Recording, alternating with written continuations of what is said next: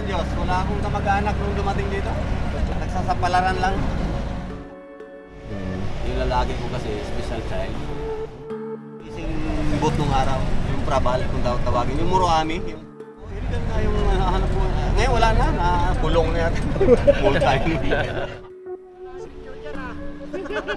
Papadala to. Mamatya lang kami. Escort mo ah. Hindi ko kami pagkain. Oo! Nagsimula ako sa Pantrangco, UP Pantrangco. Okay. 92, nagsimula. Oh, tagal na. Binata pa ako. Pag na 30 years na yun. Kasi nung araw, yung kapitbahay ko hanggang naging ninong ko nga sa kasal, yun ang presidente nung araw dito sa biyahe rito. Kasi co-op kami, kooperatiba to. Kaya madaling salita, dito siya nakakuha ng prangkisa sa UP. Yan, hanggang ngayon. Yung kaya sa jeep na ito. Pero alaga lang kasi itong mga jeep sa UP dahil taon-taon, in-inspection ito eh. UP, mahigpit lang talaga sila, pero maayos din. Para pag kumara na, hinihila, tumutunog to. Yan, ano na nila yan, implement talaga nila ng ganyan. Pag wala ka niyan, hindi ka bibigyan ng sticker ng UP. Kasi dumating ako dito sa Metro Manila talaga. Kasi Mindanao ang probinsya ko eh. Saan sa Mindanao? Taga-Osamis ako eh. Pumasok muna ako sa... Kaya nakarating lang ako Maynila. Dahil sa Prabal, yung fishing port, fishing boat nung araw. Yung Prabal, kung tawagin. Yung Muroami, yung palabas ni si Sir Montano. Pasok ako ron, edad ko'y 15 anyos. Nagmumuro kami kayo? Sisid. Grabe. Langoy. Sisid. Wala na, hindi kaya eh. Maobliga ka eh, dahil may kontrata ka eh. Pirma ka, kontrata ng trabaho. Ang aming station sa Palawan, malapit sa Kurol. Illegal na yung hanap ko. Ngayon wala na, kulong na yata. Multi.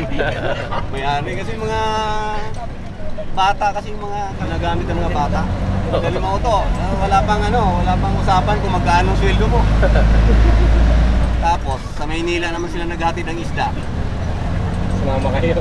Mama ako sa barko. Wow. Awa ng Diyos, wala akong kamag-anak nung dumating dito. Nagsasapalaran lang. Pagdating sa Nabotas, yun ang ano namin, yung pair ng Prabal. Yun, nakilala ko lang yung gwardiya kasi uuwi na sana akong Mindanao talaga. May kunti akong pera, 1,800. Ang pamasahe papunta sa amin, 800 nung araw, bako. Sabi nung naabutan kong gwardiya, palibasang taga ron din sa amin pala siya. Taga Mindanao din. Sabi niya, dito ka muna sa bahay, pero sa squatter area din, sa Tangos na butas. Parang pundo. Salamat sir. Tulong-tulong ako sa bahay nila. Pumasok ang construction, hindi nga niya alam na marunong ako magmamaneho. Apat kasing anak ko. Yung dalawa, awa ng Diyos, medyo nakatapos na sa mababang kurso nga lang, vocational lang yung panganay. Anong kurso ko yan? Computer lang. Sa ngayon kasi sa lahat ng kurso halos, marunong ng computer eh. Kaya kung hindi magandang backer mo, hindi ka rin makapasok agad. Ano ba yung isa? Yes. Nasa ano naman siya ngayon, nasa ano lang kasi ang natapos din noon. Vocational din. Tapos, nakapasok siya sa pabrika ng mga shampoo. Parang shaker siya doon. Sa apat ng anak ko, isa lang lalaki ko. Yung lalaki ko kasi, special child.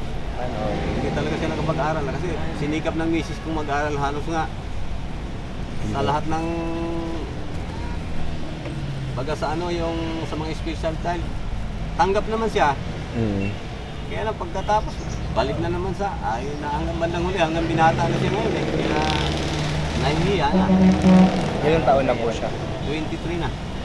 Ako yung bunso ko, yun ang nag-aaral pa. Ano pa lang, senior high school pa lang, sa grade 11 pa lang. Saan po yan? Grade Grade 11. 11. Saan? Sa Rodriguez, sa Yoyong, sa Laluma. Okay. Yun. Operator, mabait. Awa ng Diyos, mabait naman.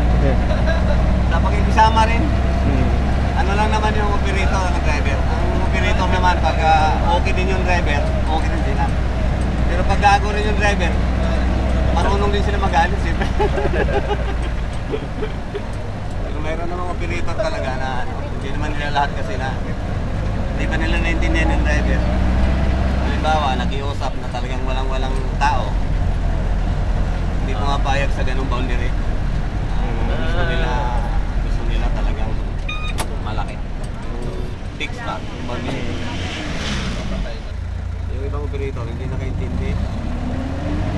Lalo na yung mga bago lang nagdidigos yung ganitong jeep. Hindi naintindihan, nakakala. Pag bumiyahe ka, laging birthday. Yun lang yung sa bagay, wala tayong magagawa kasi dahil ano ng gobyerno yan eh. No choice tayo pag gusto talaga palitan tayo. Right, sir. Pag kayang operator na kayang bumili or maghuhulog, pwede. Pero katulad siguro sa amin ditong ruta, mga mahirapan. Pilkuha lang kasi ito, minimum lang. Ang pwede talaga yung UPSM. Yan, UP Pantranco, yung mga long distance na biyahe. Pwede silang kumuha kasi kaya nila ng ganun halaga. Pero dito sa Pilkuha, mahirapan. Dahil minimum lang ang pamasahe namin. Magkano lang boundary? Mag-boundary ka ng 600. Sa kayo pupunta yung check? Dito po ma. Ito po. Boundary ka ng 500. Tapos magkano ang hulog nila sa isang buwan? Hindi kayanin. Yan, ito yung nilagay ng ulam dyan. Tambay kami dito. Yan. Ang masasabi ko lang sa mga taong naghangad na kahit paano hindi mapatiwara, kahit saan-saan tayong sulok ng mundo, kung talaga magsikap lang tayo maghanap buhay, kahit paano mabubuhay tayo na matiwasay. Hindi naman yung kung saan tayo mapunta, hanggang doon ka lang, hanggang mapatiwara ang buhay mo, walang mangyayari. Sa pamilya ko naman, unang-una ang misis ko, na si Ida Soliano, nandito yung asawa mo sa Pilkuha. Kahit na mahina ang biyahe, nagtsatsaga para sa ating pamilya. Kaya I love you. Sa mga anak ko rin, mag-iingat kayo dyan. Yung nanay nyo, tulungan nyo sa gawaing bahay. At mag-iingat kayo palagi. Yun lang. I love you rin. Yan! Lubet! Thank you.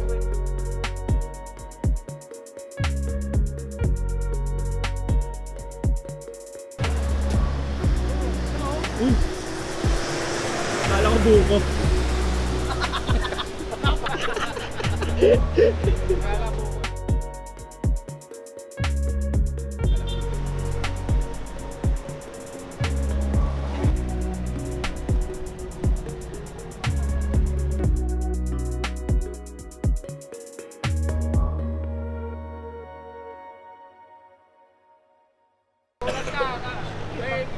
May pulang bukol na pala, no? Kaya, gulat ako.